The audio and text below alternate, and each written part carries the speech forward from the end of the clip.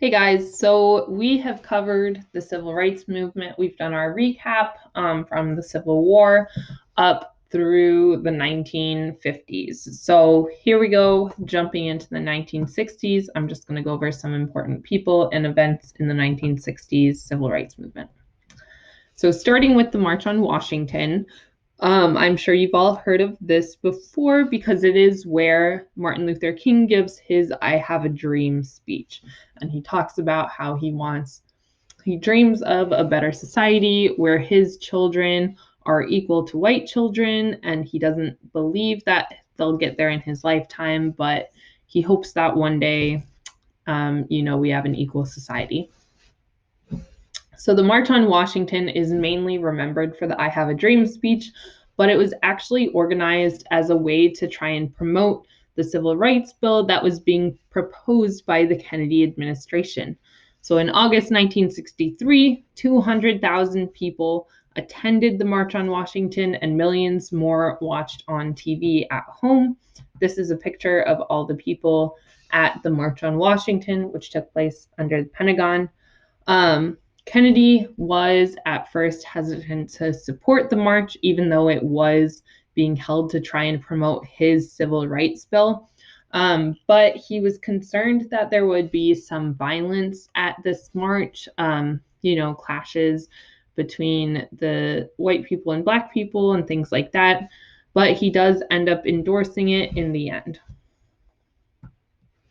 Another event is Freedom Summer, and this was basically a voter registration drive held in Mississippi. So a bunch of civil rights activists from the North primarily, mainly younger people, but whites and blacks both, came from all over the country and volunteered to help register black voters in Mississippi because it was super hard for black people to get to the polls in the South.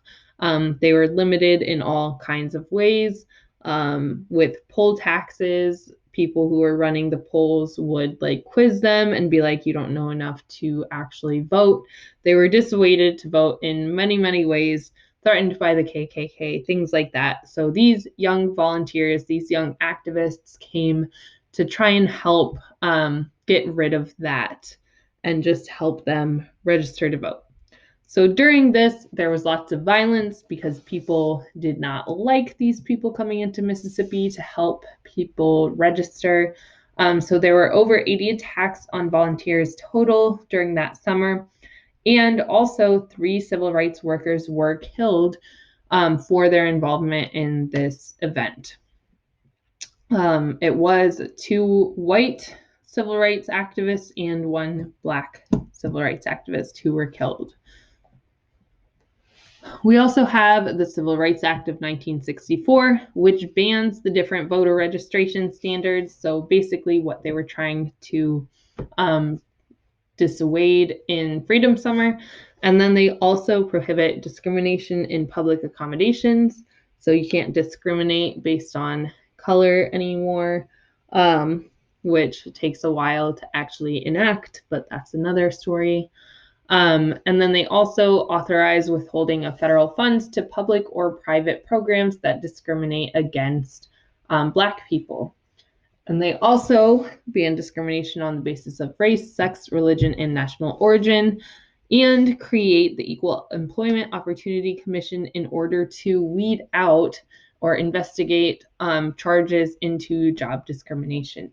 So if people complain that this employer is discriminating against Black people, then the Equal Employment Opportunity Commission goes and investigates that claim.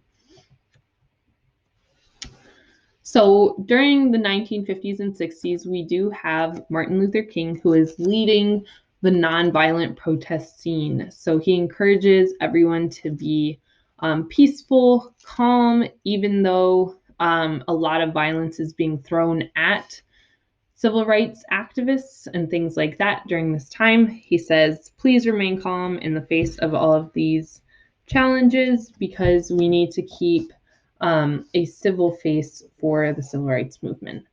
But not everyone believes in that. So we have Malcolm X, who opposes that nonviolent protest stance.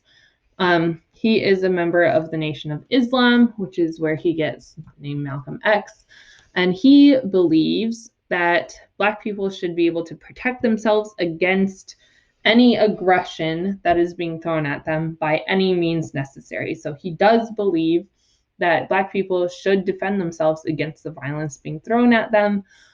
He also believes in Black nationalism, which is the idea that we should have separate societies, but he wants it to be equal as well. So actually, he just believes in an equal society for Black people as well. He just has different ideas on how to approach it. But Martin Luther King and Malcolm X are both like two of the main civil rights leaders during the 1950s and 60s.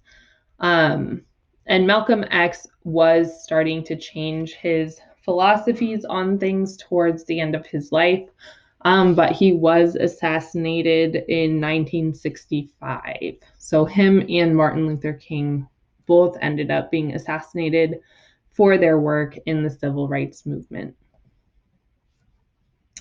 So the overall legacy of the civil rights movement is it makes segregation illegal, gives African Americans the ability to vote safely without being intimidated and things like that.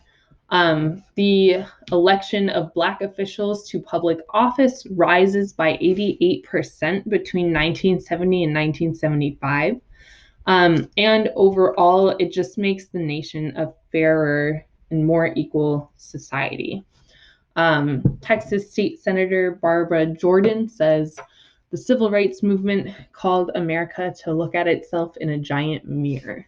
So just making sure that America is looking at all of the challenges that they have, all of the things that they are doing wrong in society. And Senator Barbara Jordan was super cool because she won a seat in the Texas State Senate in 1966. And she was actually the first African American state senator since 1883 and the first Black woman to serve in the Texas State Senate. And in 1972, she was also elected to the House of Representatives, the U.S. House of Representatives. So she was elected to Congress eventually. And she was elected, she's the first woman to be elected to serve Texas in that manner. So, first woman, Black or white, to serve as the Texas Congresswoman. Pretty cool. So that is the civil rights movement, and we are done with our fourth unit now.